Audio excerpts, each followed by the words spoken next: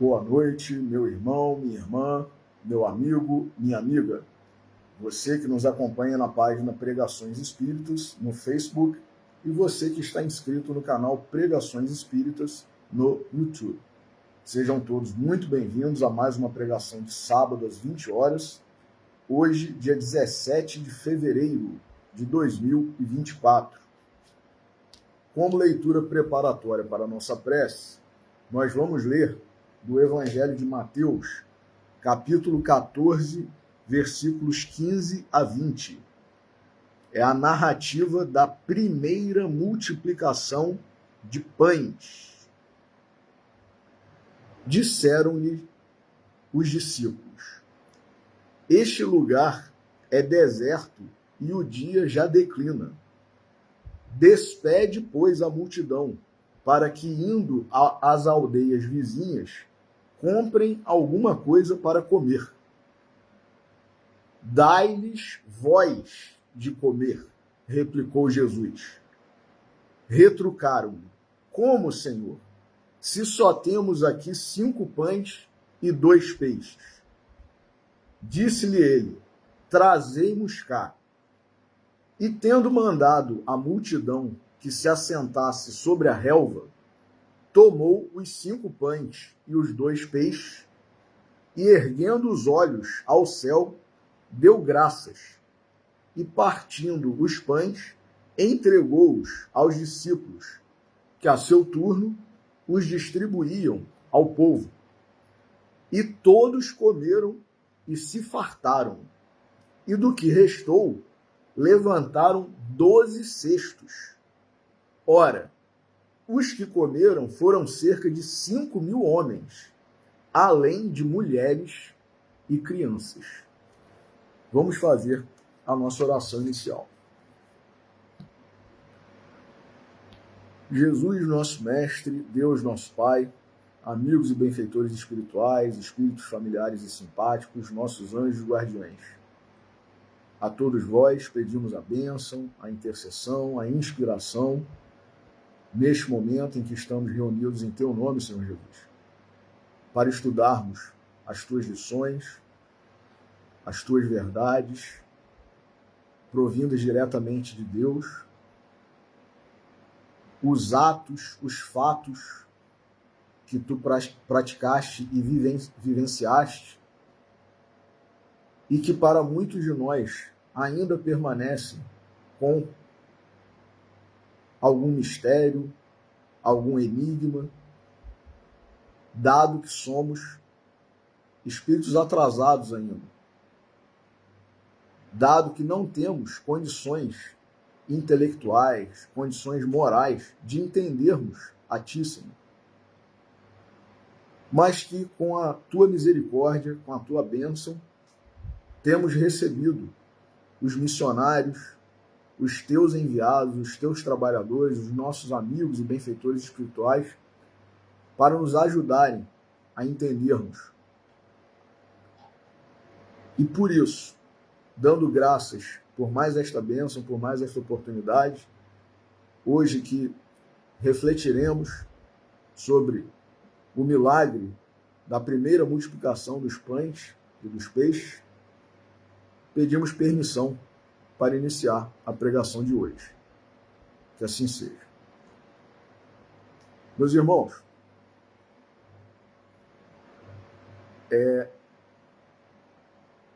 muitos milagres de Jesus ainda permanecem até hoje, sem nós sabermos com exatidão o que de fato aconteceu. Porém, nós temos uma tendência ruim, nós, seres humanos aqui, espíritos atrasados, habitantes de um planeta de provas e expiações, nós temos uma tendência ruim, fruto do nosso orgulho. É bem verdade.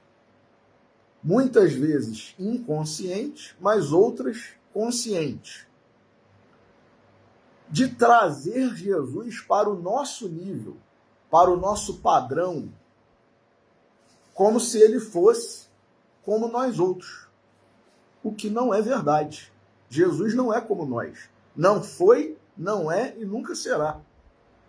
Então, a gente não tem que continuar com esse hábito ruim, equivocado, orgulhoso, muitas vezes até soberbo, de diminuir Jesus, comparando com todos nós que estamos aqui e até mesmo com grandes vultos que já passaram pela humanidade, mas que são, na verdade, enviados dele, de Jesus, enviados do Cristo, missionários do Cristo, e que também não podem ser comparados diretamente, porque são aprendizes.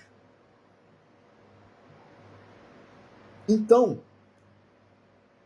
Kardec, com a sua sabedoria, com o seu bom senso, ele deixou, né, registrado que, à medida em que a ciência avançasse, porque muito do que se sabia na época de Kardec, na época em que Jesus esteve entre nós, nem se sonhava em admitir como algo real, como algo existente. E da mesma forma, hoje, o que nós temos, né, quem diria que na época de Kardec alguém pudesse imaginar que nós outros estaríamos nos falando, nos vendo, mesmo a 1000 e não sei quantos quilômetros de distância. Uma pessoa aqui no Brasil pode falar em tempo real e ver, né? Falar foi até, já está ultrapassado, porque o telefone, né, faz muito tempo que já foi inventado, né, e tornou-se um aparelho comum, utilizado por todos.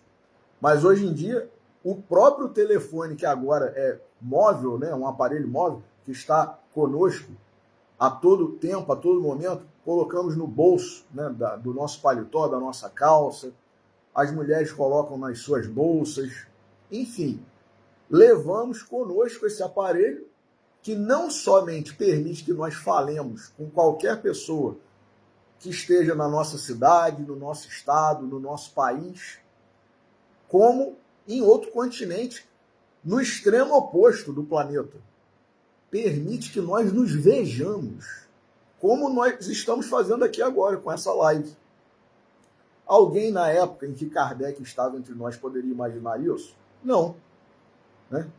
Então, ele, com o cuidado, com bom senso, com discernimento que teve, disse que, à medida em que a ciência fosse avançando e novos elementos, novos fatores, novas teorias fossem comprovadas como reais, e aí nós temos que fazer um alerta em relação a teorias científicas comprovadas e ideologias, que não é a mesma coisa. Ideologia é algo que alguém inventa, é uma ideia que alguém tem.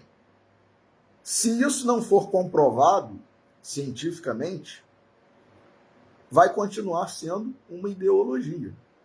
Agora, o que antes era apenas uma teoria criada, inspirada muitas vezes, né, recebida por mediunidade de um cientista, talvez, como está descrito no livro Grandes Vultos da Humanidade e o Espiritismo, de Silvio Brito Soares, livro interessante, cuja leitura nós recomendamos. Grandes Vultos da Humanidade e o Espiritismo, em que ele relata, Silvio de Brito Soares, relata que grandes personalidades do mundo da ciência, do mundo das artes em geral, foram nada mais, nada menos que médiuns, inspirados muitas vezes e outras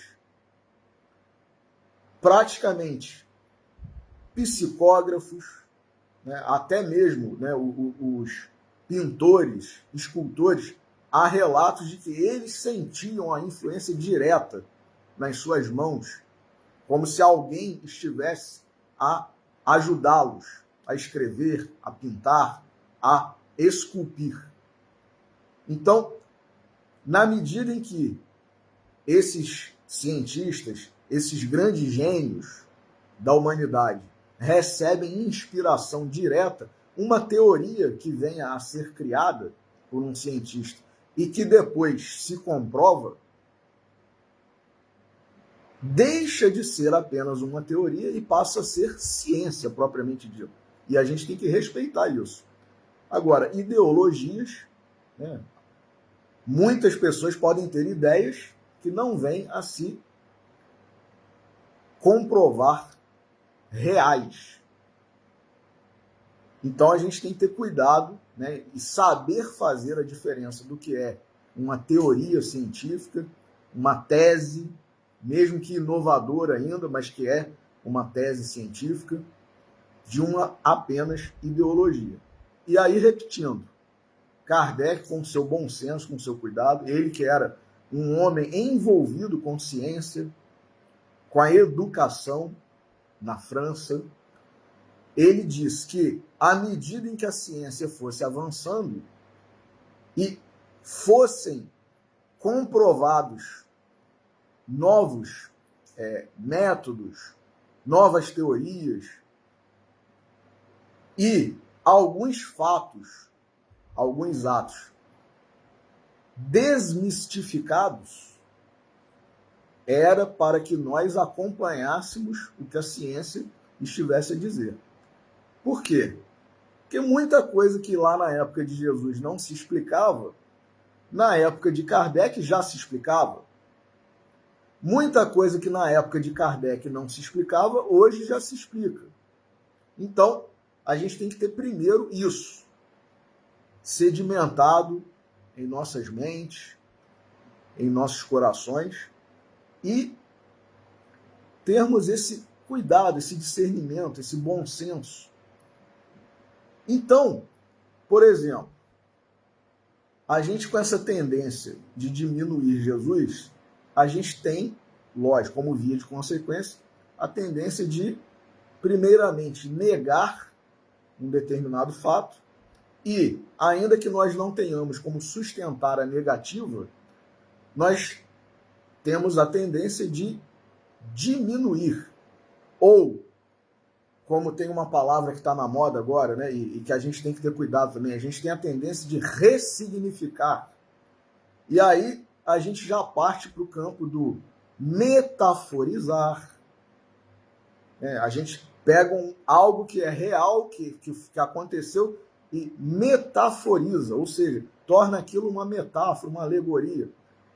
Não embarquemos nisso de uma forma descuidada. É lógico que toda teoria, toda ideia deve ser analisada com carinho, com respeito, com cuidado, com bom senso.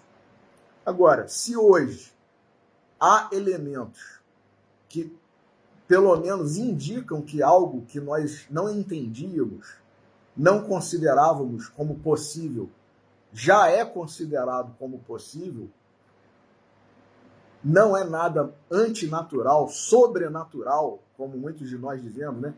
Muitos milagres, até mesmo os fenômenos espíritas, né, que a doutrina veio explicar, eram tidos até muito pouco tempo como sobrenaturais. Não tem nada de sobrenatural, porque não viola, né? Não contraria, não derroga as leis da natureza. Não, o problema é que a gente não tem conhecimento suficiente ainda. E a gente tem que lembrar de um detalhe. Jesus criou o planeta. Todos os elementos, todas as condições físicas, químicas, biológicas, ele organizou, equilibrou, em uma palavra, criou. Então, se Jesus é o criador do nosso planeta, do nosso orbe, todos os elementos físicos, químicos, biológicos foram criados, elaborados, fundidos, inclusive, né? Unidos um ao outro, para que se criassem determinados corpos, substâncias. Como é que a gente vai achar que Jesus não tinha condições de fazer o que a gente até hoje chama de milagre? E ainda por cima, só para terminar essa introdução, muitos fatos que aconteceram não são negados, como, por exemplo, as curas. Porém, as curas eram também parte do mesmo processo, do mesmo poder que Jesus tinha, tem e sempre terá, que é exatamente esse de manipular os átomos, as substâncias químicas, os elementos químicos.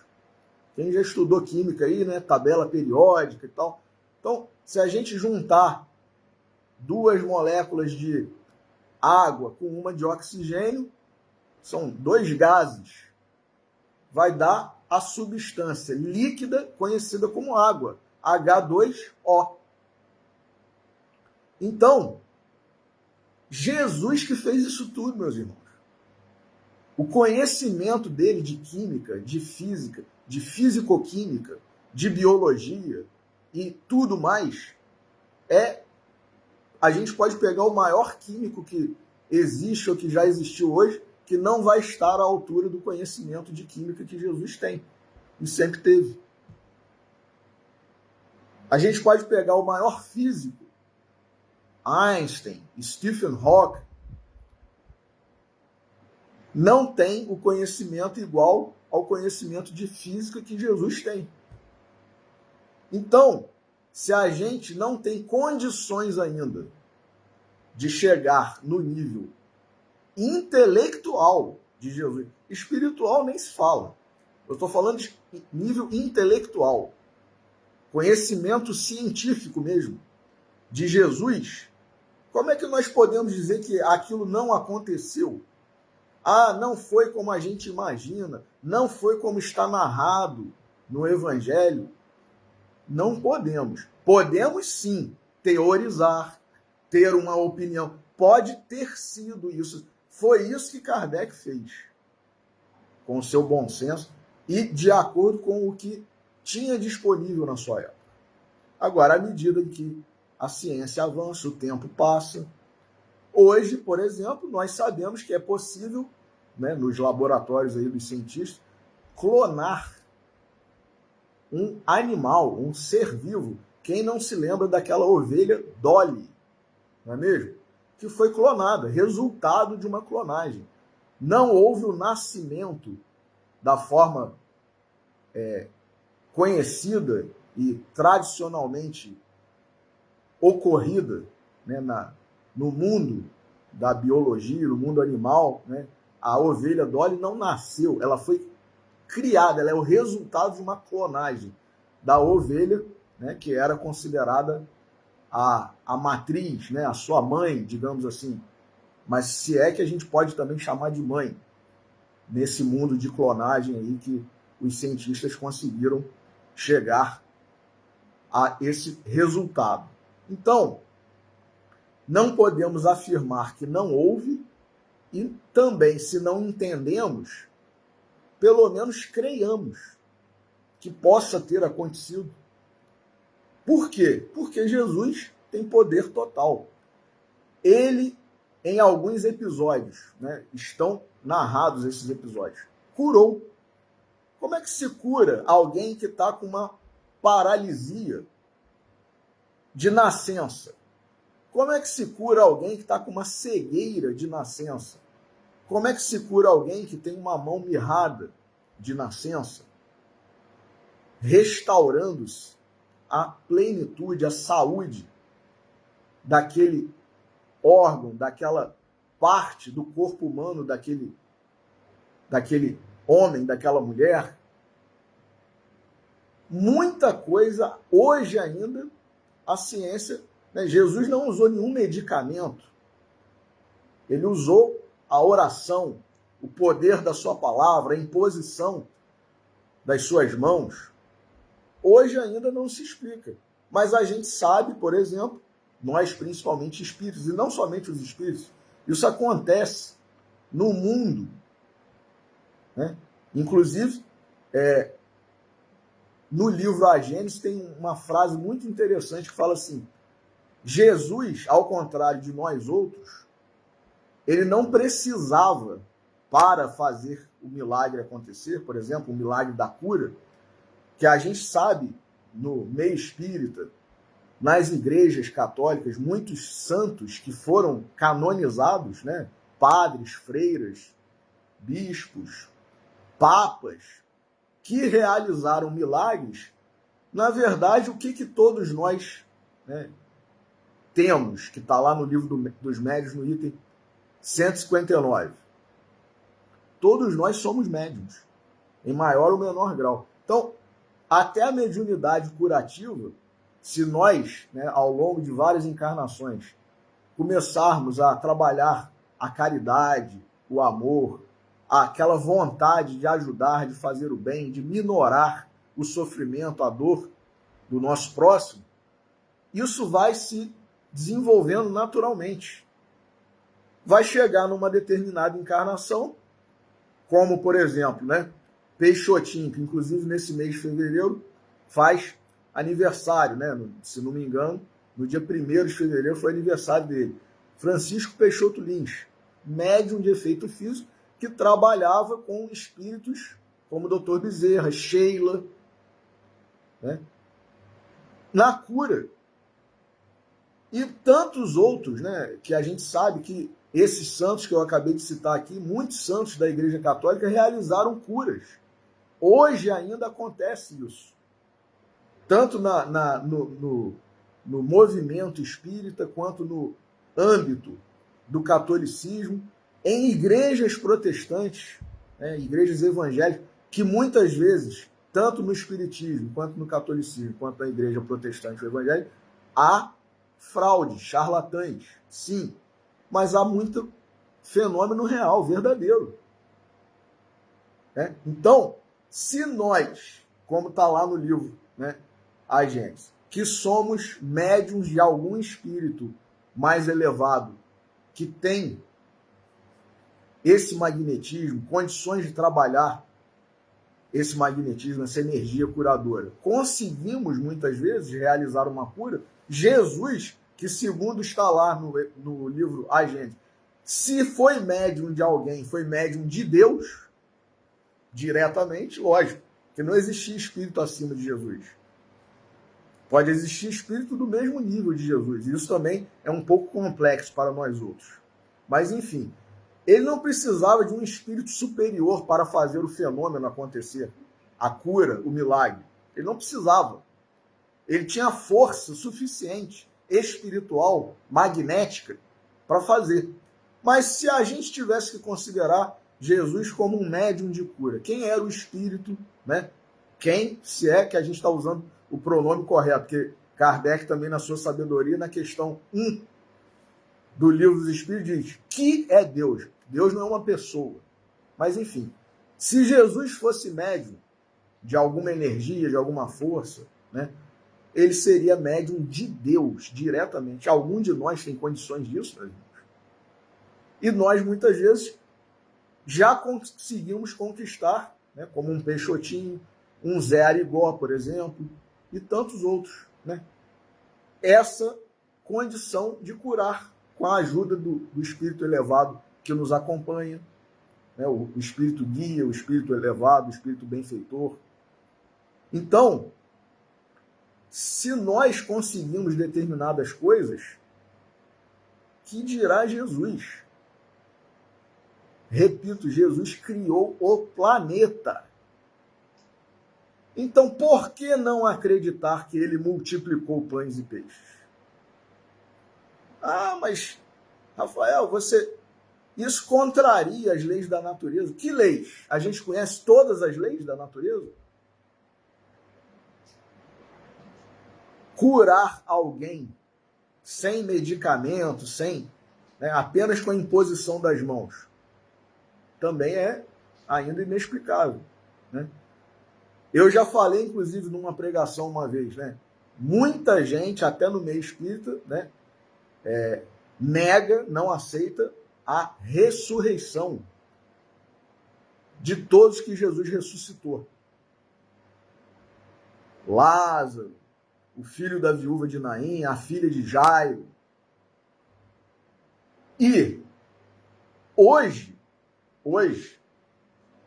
Nós sabemos que um dos equipamentos que é utilizado no protocolo de reanimação de uma pessoa que acabou de falecer e que tem, inclusive, um tempo na medicina, né, estipulado, que eu não vou lembrar agora se são 3 minutos ou 6 minutos.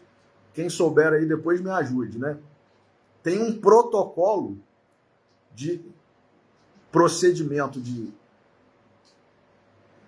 tentar trazer de volta a pessoa que acabou de falecer, que durante um tempo de 3 minutos ou 6 minutos, sei lá, os médicos, os paramédicos, por exemplo, fazem determinados atos, né, de tentativa de massagem cardíaca, respiração, né, por aparelho, ou quando não tem o aparelho, né, está num local com mais precariedade ali de recursos e tal, é a famosa respiração boca a boca, né? Então, e tem um que, se for uma ambulância, por exemplo, que tenha esse recurso, que é o famoso desfibrilador, que desfere, né, no corpo ali do recém-falecido paciente uma descarga elétrica para tentar fazer com que aquela energia, aquela eletricidade seja capaz de trazer de volta. Meus irmãos, se nós descobrimos isso, Jesus, que foi quem criou todos os elementos, que sabe manipular e que tem uma energia acima de qualquer ser humano, por mais, né, avançado que seja aí em práticas, né, de força da mente, yoga, né, aqueles mestres yogis, e, enfim, se Jesus criou tudo isso e nós, com apenas um aparelho, conseguimos colocar na quantidade, na intensidade, na voltagem correta e desferir, né, uma carga elétrica em cima de um corpo que está recém-morto e fazer com que ele volte, outro procedimento também é a adrenalina, né, diretamente no coração. Jesus não conseguiria? Ele não conseguiria dar uma descarga elétrica com as suas mãos numa pessoa? Ou mesmo sem impor as mãos? Ele não conseguiria uma injeção de adrenalina manipulando os elementos químicos? Então, quer dizer, a gente tem muito que avançar ainda, a gente não tem condições mentais de entender Jesus, né? Então a gente não pode nem negar e também não pode negar que aconteceu, mas também não pode negar a alguém que pondere de forma racional, porque isso faz parte de nós seres inteligentes. A gente tem que pensar, tem que analisar, né? Com lógica, com raciocínio, com razão. Então, não é pecado ponderar. Agora, negar porque a gente não compreende, aí já começa a partir, né, para a exteriorização, a manifestação do nosso orgulho, né? Então, multiplicação dos pães. E houve duas, não houve uma só. Então, quer dizer, se tivesse havido uma só, haveria mais probabilidade de alguém achou que foi real, né? Mas é aquele fenômeno que o cientista exige que se repita para que seja comprovado como ciência.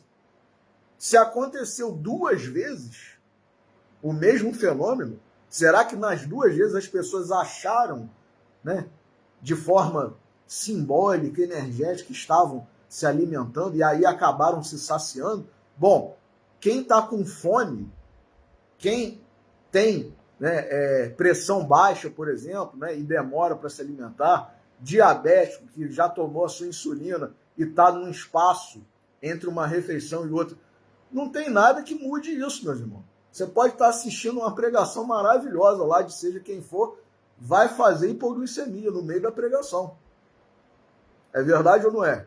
Quem tem pressão baixa vai ter a crise ali de hipotensão, né? Então, você pode estar... Agora, 2 vezes aconteceu o mesmo fenômeno. E ainda por cima, como nós vamos ver aqui, né? Que nós acabamos de ler, sobraram 12 cestos de pães e peixes. Ué, isso é metafórico?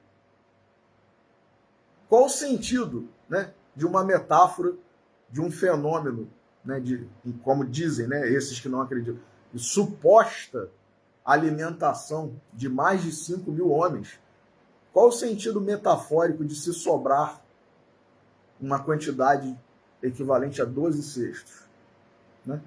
Então, é usando exatamente o raciocínio, a lógica, que muitas vezes a gente passa a acreditar. E é essa a proposta da doutrina espírita. A fé raciocinada é exatamente isso. Então vamos ver aqui o que Vinícius, no livro Em Torno do Mestre, mais uma vez, livro maravilhoso, que nós temos usado aqui, fala sobre a multiplicação dos pães. Já lemos a passagem que está narrada em Mateus, capítulo 14, versículos 15 a 20, e agora veremos o que ele diz.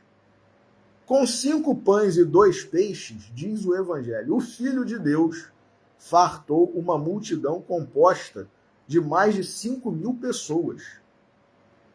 E ele pergunta a Vinícius, como levou a cabo tamanha maravilha? Considerando o fenômeno sob seu aspecto físico, devemos lembrar que tudo o que vemos, olha a sabedoria de Vinícius, meus irmãos, considerando o fenômeno sob seu aspecto físico, devemos lembrar que tudo o que vemos é formado do que não vemos. Já começa por aí. Tudo que a gente vê é formado pelo que a gente não vê. Os elementos químicos, né? Os átomos, a matéria, diz Vinícius, debaixo de suas múltiplas formas, é una em essência. As infinitas modalidades que assume são efeitos de vibrações. Então, essa diferença que tem, né? Um vidro, uma mesa de madeira, uma mesa de ferro, uma roupa de um determinado tecido, algodão, seda, linho, frutas, alimentos, né, em geral, flores, seres vivos, né, do mundo animal, pássaros com as suas penas, felinos e outros animais com seus pelos, peixes, crustáceos. Vinícius está dizendo aqui, a matéria debaixo de suas múltiplas formas é una. Em essência, as infinitas modalidades que assume são efeitos de vibrações. Lembrando, tudo isso Jesus criou. E ele diz mais, Vinícius, a água, por exemplo, é o produto da combinação de 2 gases em determinadas proporções. Foi o que nós acabamos de dizer, né? O hidrogênio e o oxigênio que a formam são corpos invisíveis. H2O. Em realidade, a nossa essência, diz Vinícius, nada sabe quanto à natureza íntima da matéria. Vinícius, hein, que está dizendo isso, não sou eu. Em realidade, a nossa ciência nada sabe quanto à natureza íntima da matéria. Os homens só a concebem já combinada, apresentando formas que afetam os sentidos, ou então, mediante aparelhos adequados que lhe registram a presença. Fora dessas condições, a matéria escapa à nossa apreciação e à nossa análise. Então, já começa por aí. Nós não temos condições, mesmo hoje, em pleno ano 2024, nós não temos condições de conhecer tudo de forma detalhada, de forma absoluta. Nós não temos, com todo o avanço da ciência e da tecnologia. Só para citar um exemplo, para nós reforçarmos o que nós estamos a dizer. Nós, aqui na Terra, não conhecemos o planeta de forma absoluta. As imensidades no fundo do mar e para dentro do planeta, nós desconhecemos. É verdade ou não é? E aí, saindo do planeta, indo para o cosmos, mesmo com os telescópios, os satélites e tudo que tem já hoje aí, de descoberta na astronomia e tal, tem muita coisa que a gente não conhece ainda. Por quê? Porque nós temos uma limitação. Se nós não tivéssemos essa limitação, nós não estaríamos num mundo de provas e expiações, que é o segundo da escala dos mundos. À medida em que a gente vai avançando em conhecimento e em amor, asa do amor, asa da sabedoria, a gente vai passando para mundos mais adiantados. E aí a gente vê, por exemplo, um Emmanuel, que nos seus livros maravilhosos, e um deles, como A Caminho da Luz, dá aula de tudo quanto é matéria. Química, física, biologia, filosofia, política, direito, história, geografia. Dá aula. E muitos de nós não entendemos. Leiamos o livro Evolução em Dois Mundos, de André Luiz. Tem, inclusive, a FEB lançou na época um dicionário para nós começarmos a tentar entender algumas palavras que são utilizadas ali por André Luiz, principalmente na primeira parte do livro Evolução em Dois Mundos, que a gente simplesmente não consegue entender. Quem não tem um mínimo de conhecimento em biologia, em química, em física, em fisicoquímica, lê aquela primeira parte ali e fala assim, gente, não estou entendendo nada. Livro que a espiritualidade entendeu que já era condizente com o nosso grau evolutivo. E que a gente lê, às vezes, mesmo com o dicionário que a FEB lançou, e não entende. Então, quer dizer, como que a gente vai entender os milagres que Jesus realizou? Não é mesmo? Diz Vinícius aqui, só repetindo, fora dessas condições, a matéria escapa à nossa apreciação e à nossa análise. Ora, Jesus, aí Vinícius está afirmando o que nós acabamos de dizer, Jesus, cujos conhecimentos estão muito além dos juízos e critérios humanos, por que não poderia realizar o maravilhoso feito acima descrito? Quem, como ele, colaborou na formação do planeta em que habitamos, teria, acaso, dificuldade em multiplicar pães? Gente, quem pode o mais, pode o menos. Se os elementos, se toda a atmosfera, se a biologia, a biosfera, a tabela periódica, todas as moléculas foram criadas por Jesus, aqui referente ao nosso planeta, ele não poderia manipular como manipulou. Então, andar sobre as águas não é derrogar, em tese, a lei da gravidade?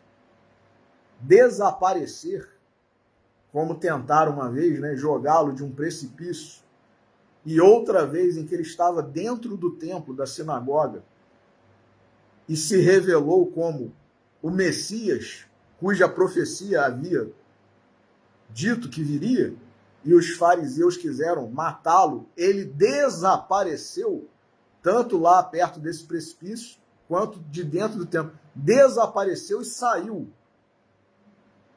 A gente consegue desaparecer? Desmaterializar o próprio corpo e depois reunir todas as moléculas e células e fazer com que o corpo volte a ser exatamente da forma que era antes? A gente consegue fazer isso? Não. Jesus conseguiu.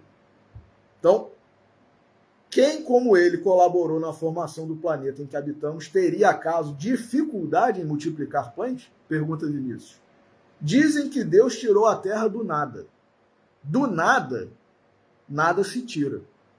Tirou assim, da imensurável retorta, onde os mundos se forjam. Tirou assim do inesgotável reservatório da natureza, onde nada se cria e nada se perde, mas tudo se transforma, como disse Lavoisier. Tirou assim da matéria una, sempiterna, que é diferente de eterna, que ao influxo de sua vontade soberana se agita, vibra, palpita, assumindo estados vários, combinando-se e associando-se, numa série infinita de modalidades e configurações que mal nos é dado imaginar e conceber. Dessa maneira, tirou Jesus do nada os pães com que saciou milhares de pessoas. Afirmação de Vinícius. O impossível é uma sombra que recua à medida que a luz vai penetrando o cérebro do homem. E é exatamente isso que Kardec nos exortou a fazer. Já está avançada suficientemente a ciência para explicar? Então fique com a ciência. Agora, a gente não pode dizer, não, isso não aconteceu, se a nossa ciência não tem condições ainda de explicar. Porque a gente está falando do expoente máximo. O verbo que se fez carne, o Messias, o Criador do planeta.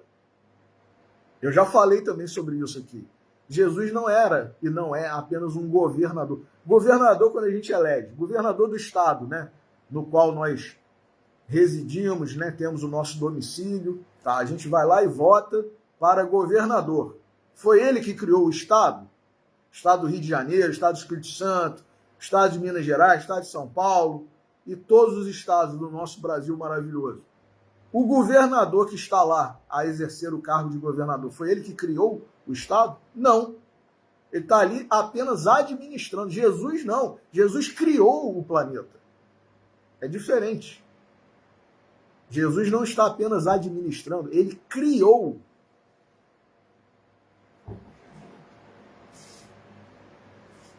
Jesus, diz Vinícius, multiplicando o pouco que lhe foi dado, produziu o muito que a multidão reclamava. Tal é, em resumo, a missão do Redentor. Olha que interessante. Agora sim, Vinícius vai metaforizar. Jesus, multiplicando o pouco que lhe foi dado, produziu o muito que a multidão reclamava. Tal é, em resumo, a missão do Redentor, saciar a fome da humanidade. Todo pecador é um faminto. Agora sim, vamos à metáfora. Todo pecador é um faminto. Para atender aos seus imperiosos reclamos, veio o Cristo a este mundo. Eu sou o pão que desceu do céu. Isso está em João, capítulo 6, versículo 41. Fome e sede, todos temos. Não há ninguém farto no meio em que vivemos. E aí eu também já fiz uma pregação recente sobre a questão de todos nós sermos indigentes, mendigos, pobres em algum aspecto. E não somente no aspecto financeiro. A pessoa mais rica neste mundo, que está no primeiro lugar da lista da Forbes, é mendigo em algum aspecto. É faminto, como está a dizer Vinícius.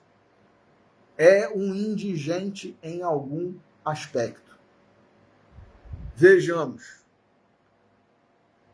Não há ninguém farto no meio em que vivemos. Daí os dizeres de Amado Nervo, poeta mexicano maravilhoso. Bem sabes que temos fome. Fome de pão, fome de luz, fome de paz, fome de amor. Este mundo é um mundo de famintos. A fome de pão, espalhafatosa, melodramática, é a que mais nos comove. Porém, não é a mais digna de lástima. Que diremos da fome de amor? Pergunta Amado Nervo. Que diremos daquele que quer tanto ser querido e passa pela vida sem que alguém o queira? E a fome de conhecimentos? A fome do pobre espírito que tudo anela, ou melhor, que anela tudo saber, e esbarra brutalmente contra o bloco de granito da esfinge? E a fome de paz, que atormenta o peregrino inquieto, obrigando-o a sangrar os pés e o coração pelos caminhos? Todos temos fome. E fato curioso, exceto a fome de pão, todas as demais modalidades de fome costumam ser escondidas cuidadosamente. Quanto mais doridas e profundas, tanto mais veladas e ocultas. Fecha aspas, né? Então, encerrou aqui a fala do Amado Nervo. E aí continua Vinícius. No entanto, o divino despenseiro, Jesus, continua hoje, como outrora, distribuindo o pão que alimenta o espírito e a linfa que refrigera os corações. Eu sou o pão da vida. O que vem a mim, de modo algum, terá fome. E o que crê em mim, nunca mais terá sede. Eu sou o pão vivo que desci do céu. Se alguém comer deste pão, viverá eternamente. Quem come a minha carne e bebe o meu sangue, permanece em mim e eu nele. Assim como o Pai que vive me enviou, e eu vivo pelo Pai, assim quem de mim se alimenta também viverá por mim. Em verdade, vos digo e repito, quem come deste pão viverá eternamente. Isso está em João, capítulo 6, versículos 35 a 58. E diz Vinícius, o espírito requer alimento como o corpo. Não só de pão vive o homem. Suas aspirações, seus íntimos anseios, constituem súplicas de faminto. E o mordomo celeste, quer dizer, Jesus, abrindo as portas do celeiro divino, distribui a mãos cheias os alimentos da alma. Bem-aventurados os que têm fome e sede, porque serão fartos. Isso está em Mateus capítulo 5, versículo 6. Para tanto, basta que lhe ofertemos com lealdade o pouco que temos. Uma estilha de fé, um resquício de tolerância, um vislumbre de humildade, uma migalha de amor. Apresentemos-lhe essas nonadas, dizendo, Senhor, é tudo o que temos. Assim como ele fez aqueles 5 pães e 2 peixes, fará também com as parcas oferendas nossas, e o milagre se reproduzirá, e seremos todos saciados. Que texto maravilhoso, meus irmãos. É verdade ou não é?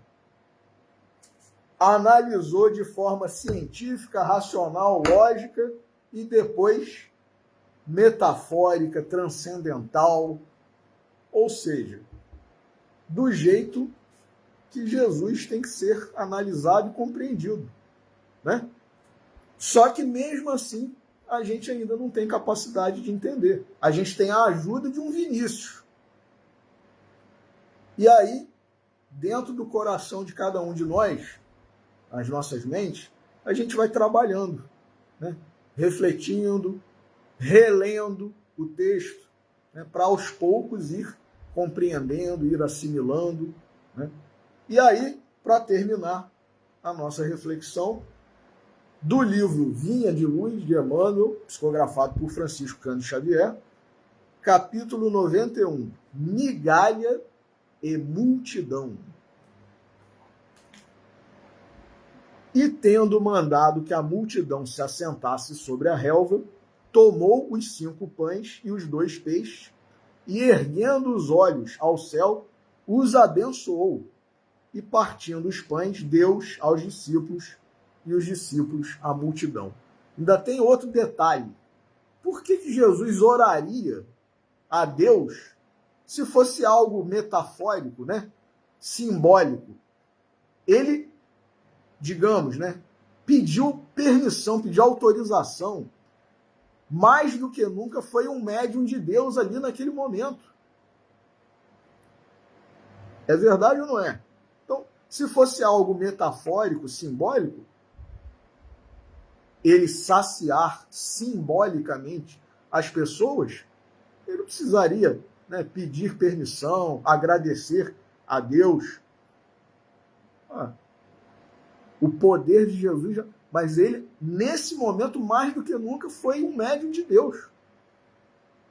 Assim como ele fez agradecendo quando ele ressuscitou Lázaro. É verdade ou não é? Tá narrado lá no Evangelho, no Novo Testamento. Ele agradeceu, né? Então, vejamos o que Emmanuel tem a dizer. Capítulo 91 do livro Vinha de Luz, título Migalha e Multidão. Ante o quadro da legião de famintos, qualquer homem experimentaria invencível desânimo, considerando a migalha de 5 pães e 2 peixes. Mas Jesus emprega o imenso poder da bondade, olha aí, e consegue alimentar a todos, sobejamente. Emmanuel está afirmando. Quem somos nós para contestar Emmanuel, para contestar Vinícius? Emmanuel está afirmando.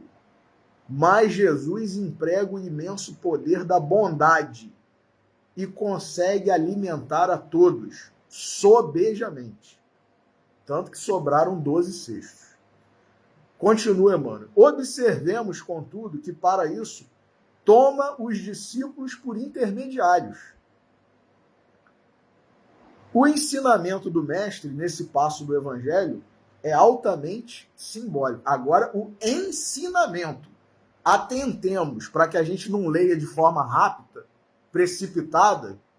Aqui, ó, tá falando que foi simbólico. Não, o ensinamento é simbólico. É emblemático. E Emmanuel teve o cuidado de dizer, o ensinamento do mestre nesse passo do Evangelho é altamente simbólico. Quem identifica a aluvião de males criados por nós mesmos, pelos desvios da vontade na sucessão de nossas existências sobre a Terra, custa a crer na migalha de bem, olha aí, que possuímos em nós próprios. Então a gente começa a duvidar de Jesus, que a gente toma como parâmetro nós mesmos. Aqui corrói a enfermidade. Além surge o fracasso. Acolá manifestam-se expressões múltiplas do crime. Como atender às necessidades complexas? Muitos aprendizes recuam ante a extensão da tarefa. Entretanto, se o servidor fiel caminha para o Senhor, a migalha de suas luzes é imediatamente suprida pelo milagre da multiplicação. De vez que Jesus, considerando a oferta espontânea, abençoar-lhe-á o patrimônio pequenino, permitindo-lhe nutrir verdadeiras multidões de necessitados. A massa de nossas imperfeições ainda é inaquilatável. Em toda parte há moléstias, deficiências, ruínas. É imprescindível, no entanto, não duvidar de nossas possibilidades mínimas no bem. Nossas migalhas de boa vontade na disposição de servir santamente, quando conduzidas ao Cristo, valem mais que toda a multidão de males do mundo. E é a mesma lógica da frase, né? Um gesto de amor cobre uma multidão dos nossos pecados. É a mesma lógica. A matemática de Deus. 5 pães e 2 peixes alimentam mais de 5.000 pessoas. Um gesto de amor cobre uma multidão de pecados. É exatamente isso que Emmanuel está a dizer aqui. Nossas migalhas de boa vontade na disposição de servir santamente, quando conduzidas ao Cristo, valem mais que toda a multidão de males do mundo. Então, meus irmãos, fiquemos com essa reflexão, com essa lição de Emmanuel, de Vinícius, maravilhosas, né?